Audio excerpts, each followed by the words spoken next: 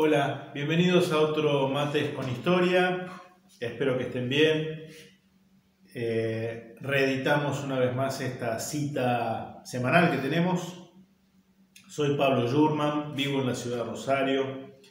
No soy historiador, soy un abogado apasionado por la historia, aunque doy una materia, soy docente en una materia, Historia Constitucional Argentina, en la carrera de abogacía en la Facultad de Derecho en la UNR, la Universidad Nacional de Rosario. Hoy vamos a hablar de un personaje, creo, muy poco conocido por todos nosotros. Esto va dedicado sobre todo a mis amigos salteños y de hecho va con un pedido. El personaje es Victorino de la Plaza. Victorino de la Plaza, salteño de origen, que va a ser presidente en 1914, de 1914 a 1916, se lo considera como el último presidente del régimen conservador. Él le va a dar los atributos del poder en 1916 a don Hipólito Yrigoyen, con la llegada del radicalismo al poder. Vamos a analizar un poquitito esto, ¿no? Les cuento una anécdota. Hace algunos años fuimos con mi familia de vacaciones de invierno al norte, ¿sí? Nos fuimos a Salta, Jujuy, paramos en Salta y una noche fuimos a cenar en la zona céntrica, y en una calle, creo que es calle Caseros, la que da de la plaza principal hacia donde está el convento de la iglesia y el convento de San Francisco, esa iglesia tan llamativa, tan hermosa, con esa torre tan impactante, ¿no? Bueno, entramos a un restaurante en esa calle, y mientras estábamos ahí sentados pidiendo la comida y demás, yo me levanto y me pongo a ver una placa que había, y entonces para mi sorpresa leo que en esa placa decía algo así como que en este lugar, en esta casa, vivió de tal fecha a tal otra, quien fuera luego presidente de la República, Victorino de la Plaza, ¿no? Y ahí sinceramente me llamó la atención porque digo, no sé nada de Victorino de la Plaza, no conozco al personaje. Entonces, en los días siguientes traté infructuosamente, debo decir, por eso mi pedido a algún historiador salteño, si llega este video. Pregunté en las librerías del centro de Salta si había alguna biografía de Victorino de la Plaza. Nada, no encontré nada, por supuesto. Me imaginé que, digo, bueno, por ser los salteños tan localistas, con ese orgullo en el sentido positivo, estoy hablando, ¿no? de su tierra. ¿Cómo no hay una biografía de Victorino de la Plaza? En alguna ocasión, al preguntar yo, me miraban como diciendo, ¿quién es Victorino de la Plaza? Estaba asombrado, ¿no? Por el desconocimiento, digo. Y a partir de ahí me interesó el personaje, y lo vamos a analizar muy brevemente. Él nace en 1840. Está discutido, no nace en la ciudad de Salta. Algunos dicen que nace en Cachi, otros que nacen en algún otro pueblo. Lo cierto es que no era aparentemente originario de la ciudad de Salta, aunque con posterioridad se va a radicar, va a ir a vivir, como bien decía esa placa, va a tener muchos hermanos, va a quedar huérfano de padre siendo muy jovencito. Y el dato curioso, el dato llamativo, es que este hombre que va a ser, según nos dicen, el último de los presidentes del orden conservador, ¿no? Del orden oligárquico, etc., en realidad va a pasar serias limitaciones económicas, ¿no? Según lo que he podido recoger, va a vender los pastelitos, las empanadas que hacía su madre, como para poder sobrellevar la vida, ¿no?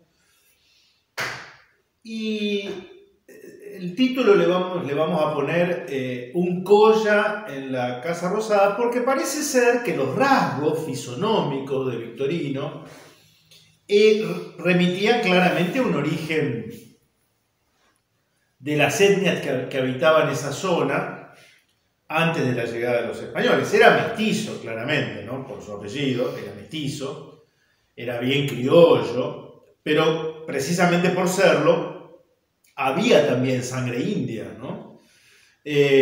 Parece ser que cuando él va a estudiar en el famoso colegio de Concepción del Uruguay, va a tener como compañeros a Julio Argentino Roca, en fin, un poco quienes van a ser luego, ¿no? Políticos importantes en Concepción del Uruguay, el famoso colegio creado por Justo José de Urquiza. Ahí se gana el mote de el Colla, le decían el Colla, por su apariencia, ¿no?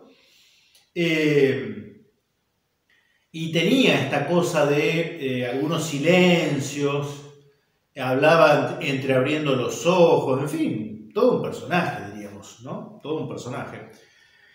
Y pensando en don Victorino de la Plaza, vino a mi memoria un concepto que Marcelo Bulo, no en su último libro, Madre Patria, sino en el anterior, Relaciones Internacionales, una teoría crítica de la periferia sudamericana, él elabora un concepto interesantísimo al hablar de los factores de poder que definen a una nación.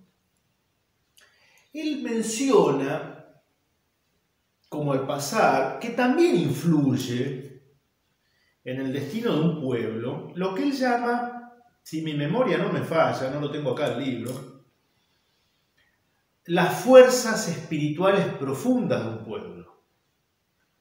Las fuerzas espirituales profundas de un pueblo. Él dice, al hablar de esto, que en los pueblos hay elementos espirituales, emotivos, emocionales, para hablar con más precisión, muy arraigados, que corren por nuestras venas y que en determinadas circunstancias se encarnan en alguien que es intérprete de ese elemento telúrico, pero asociado a los ideales y al espíritu de un pueblo, y que hacen que esta persona, cuando es esa persona la protagonista del destino de un pueblo, tiene una fuente en la que abrevar, tiene una mochila en la que utilizar una herramienta que ha sido colocada allí para ser utilizada en situaciones únicas e irrepetibles. Pienso, por ejemplo, ¿no? Cuando Santiago de Liniers, católico devoto, en 1806, los británicos se han adueñado de la ciudad y va a rezar al templo de Santo Domingo, al Santísimo Sacramento, y ve las cuasi profanaciones o profanaciones de las que era objeto el culto católico a manos del invasor anglicano, ¿no? Y allí, lo dice él después, ¿no? Ahí dije, basta de estar de rodillas ante el hombre que nos invade, hagamos algo, ¿no? Y es el héroe de la Reconquista. Y entonces, y ustedes dirán, ¿y con Victorino de la Plaza, dónde está eso, telúrico? Bueno, era salteño, ¿no? Yo estuve en Salta y con mi familia entramos allí a la catedral, vimos el Panteón de las Glorias del Norte, y yo sinceramente, miren que yo vengo de Rosario y fui a un colegio, el Colegio de los Hermanos Maristas, Nuestra Señora del Rosario. Siempre fui, desde los 4 años, devoto de Nuestra Señora del Rosario. Lo sigo siendo. Pero al ver esa imagen que tienen los salteños, del Señor y de la Virgen del Milagro, quedé anonadado, quedé impactado, quedé choqueado, profundamente emocionado, ¿no?, de ver esas imágenes que ustedes los salteños, jamás interrumpan esa hermosísima tradición de sacar ambas imágenes cada 15 de septiembre a las calles, ¿no? Y entonces yo pensaba, digo, este hombre habrá sido devoto seguramente de la Virgen del Milagro y del Señor del Milagro. ¿Cuántas veces habrá contemplado don Victorino esas imágenes que yo tuve el privilegio de contemplar un siglo y medio después, ¿no? Y habrán estado allí en su corazón, porque este hombre pasó desapercibido, se recibió de abogado, tuvo como padrino de tesis a Dalmacio Vélez Arfiel, pavada de padrino de tesis, ¿no? Dalmacio Vélez Arfiel fue su director, padrino de tesis doctoral en Derecho. Se radica en Buenos Aires, va a combatir en la Guerra del Paraguay, dos grandes batallas, Estero Bellaco y Tuyutí, o sea, fue un combatiente de guerra, ¿no? Abogado, y hay un periodo en el que don Victorino de la Plaza va a residir varios años en Londres. Esto es un tema que, modestamente, sé que acá me siguen estudiantes de la carrera de Historia, profesores de Historia. ¿Qué sabemos de esos años? Un hombre que va a ser presidente de la República, ¿qué hizo durante esos años en Londres? Imagínense, ¿no? De los valles calchaquíes, este salteño con sangre india, sangre española, al que decían el Colla, viviendo en Londres. No sé si está del todo claro que haya sido abogado de empresas británicas, de bancos británicos en nuestro país, pero estuvo muchos años en Londres. Y cuando Carlos Pellegrini asume la presidencia, le vamos a dedicar otro mate a don Carlos Pellegrini, en medio de una gran crisis financiera, la crisis financiera de 1890, don Carlos Pellegrini se contacta con Victorino de la Plaza y lo nombra negociador argentino de la deuda, de la renegociación de la deuda, y parece ser que lo hizo con bastante solvencia y bastante criterio patriótico, lo cual en esa época era como pretender demasiado, ¿no? Yo acá tengo mi machete, me fui anotando algunas cosas, y llega a la presidencia de la República. Este hombre de perfil bajo va a integrar la fórmula presidencial con otro interesantísimo personaje, lo vamos a analizar, don Roque Sáenz Peña. La fórmula es Roque Sáenz Peña presidente, Victorino de la Plaza vice. Y Roque Sáenz Peña, saben ustedes, lleva adelante la reforma del sistema electoral, tiene muchas resistencias internas dentro del conservadurismo, de la clase social gobernante. ¿Por qué? Y porque algunos intuyen que si se transparenta el sistema electoral, va a ganar el radicalismo. Cosa que va a ocurrir. Entonces hay que seguir con un sistema electoral amañado, engañoso, manejable, con proscripciones de facto. Uno de los que dice, mire, si usted reforma esto, chao, nos despedimos del poder por siempre, es Victorino de la Plaza, estando vivo Roque Sáenz Peña. Roque Sáenz Peña lleva adelante su reforma, la famosa ley Sáenz Peña, la vamos a analizar en otro momento. Y acá es donde viene lo interesante. Sáenz Peña muere en el ejercicio del poder, ya había delegado el poder de la Plaza, muere en agosto de 1914, a los pocos días de que empiece la Primera Guerra Mundial. Muere Roque Sáenz Peña, asume Victorino de la Plaza. Y acá es donde yo digo, que es donde se demuestra, bueno, eso que llamamos las fuerzas espirituales profundas, las convicciones muy íntimas, la idea arraigada de que, bueno, sí, digo, me estoy preguntando a mí mismo, ¿esto pudo haber pasado por la cabeza de este hombre, de este salteño, que llega a la presidencia de la República, casi de manera azarosa o providencial, como ustedes quieran? Y mire, va a haber tres elementos, para mi modo de ver, que no hubieran sido previsibles por parte del último presidente del orden conservador. Tres elementos que jamás podrían haber salido de la cabeza de un Manuel Quintana o de ni siquiera de un Carlos Pellegrini o de un Figueroa Alcorta.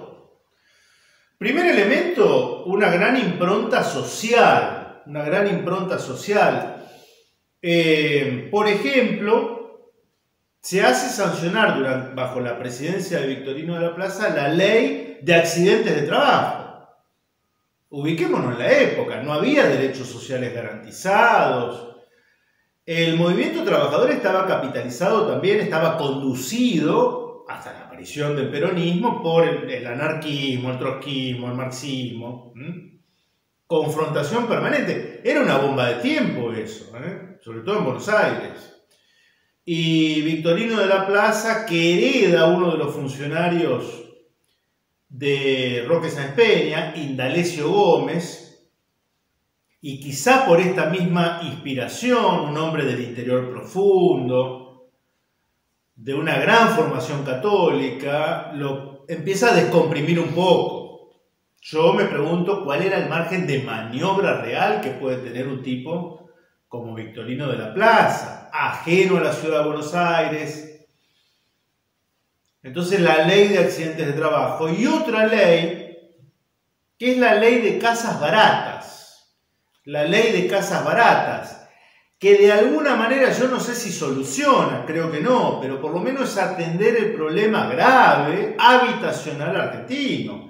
En una Argentina de oleadas inmigratorias en las que buena parte de los inmigrantes, sobre todo los que caían a Buenos Aires, Rosario, en fin, las ciudades portuarias, termina viviendo de un modo hacinado en los conventillos, ¿no? Entonces, la ley de viviendas baratas, digo, esto Manuel Quintana no lo hubiera sancionado, o José Figueroa Alcorta, ¿no? Pero hay dos elementos que a mí me parecen fundamentales y con esto cierro este análisis muy somero de don Victorino de la Plaza. Lo primero es que cuando estalla la Primera Guerra Mundial, esto lo hablamos cuando hablamos de Hipólito Yrigoyen. Hipólito Yrigoyen va a asumir en 1916, promediando la Primera Guerra Mundial, y hablamos de que él, Yrigoyen, y con él el radicalismo, él en realidad mantiene la neutralidad argentina que había sido declarada 2 años antes por este hombre, este personaje de hoy, Victorino de la Plaza. Lo mantiene. Fíjense, mantiene algo, Yrigoyen, que era del radicalismo, que había combatido 30 años al régimen oligárquico, mantiene como política de Estado importantísima la posición argentina ante la Primera Guerra Mundial, ¿sí? Algo que había sido declarado por el Colla en la Casa Rosada, que también recibió presiones, ahí se van a mofar de él, va a tener estos apelativos, el Colla, el doctor Fumanchu, en fin. La prensa se burlaba del salteño con modos suaves, parsimoniosos, pero con energía a la hora de adoptar una política patriótica que privilegiara el interés nacional por primera vez en décadas, ¿no? Era bastante. Segundo elemento importante. ¿Qué hacer con la ley de sufragio universal? Se había muerto Roque Sáenz Peña.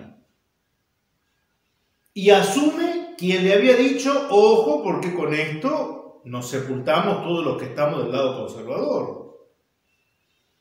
Se dice que hubo presiones de algunos ministros para que Victorino de la Plaza derogara la ley de sufragio libre, universal, obligatorio. Y en una de esas reuniones de gabinete parece que este hombre alzó la voz y dijo: voy a honrar la memoria del presidente muerto. No voy a derogar algo que fue su bandera. Podría haberlo hecho, no lo hizo. Podría haber derogado la ley de sufragio libre. ¿Y el radicalismo qué iba a hacer? Quizá este hombre sabía que si hacía eso, privilegiaba su facción, pero encaminaba a la Argentina a una guerra civil sangrienta. Se iba a llegar al voto transparente y la ley de sufragio, pero a costa de cuánta sangre. Creo que le debemos a este hombre, Victorino de la Plaza, el haber evitado el derramamiento de sangre inocente. Porque no solo no va a derogar la ley, sino que va a honrar la ley al punto tal de que va a ganar el radicalismo y le va a entregar los atributos del mando a Hipólito Yrigoyen, que era como el cuco para los conservadores. Tenían cierta razón, porque desde entonces no ganaron nunca más una elección.